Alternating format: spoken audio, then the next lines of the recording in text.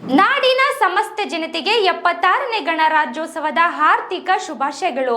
ನಾನು ನಿಮ್ಮ ರಂಜಿತಾ. 76ನೇ ಗಣರಾಜ್ಯೋತ್ಸವದ ಅಂಗವಾಗಿ ಕಮಲಾಪುರ ತಾಲೂಕು ಆಡಳಿತ, ಪಟ್ಟಣ ಪಂಚಾಯಿತಿ ಹಾಗೂ ಇತರೆ ಇಲಾಖೆಗಳ ಸಂಯುಕ್ತಾಕ್ಷರದಲ್ಲಿ ತಾಲೂಕು ತಹಸೀಲ್ದಾರ್ ಕಚೇರಿ ಆವರಣದಲ್ಲಿ ಧ್ವಜಾರೋಹಣ ಮಾಡಿದರು.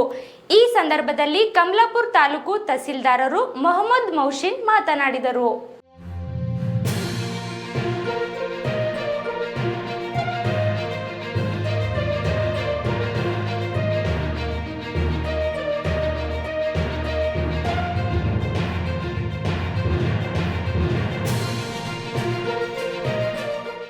ಆವಾಗ ನಮ್ಮ ಕಾನ್ಸ್ಟಿಟ್ಯೂಷನ್ ಎಕ್ಸೆಪ್ಟೆಡ್ ಆಗಿತ್ತು ಕಾನ್ಸ್ಟಿಟ್ಯೂಂಟ್ ಅಸೆಂಬ್ಲಿಗೆ 26 ನವೆಂಬರ್ 1949ಗೆ.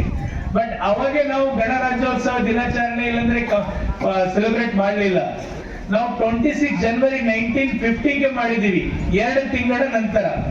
ಕೇಳಿದ್ರ 26 ನವೆಂಬರ್ 1950, 26 ಡಿಸೆಂಬರ್ 1950, ಸಾರಿ 26 ನವೆಂಬರ್ 1949, 26 ಡಿಸೆಂಬರ್ 1949, 26 ಜನವರಿ 1950.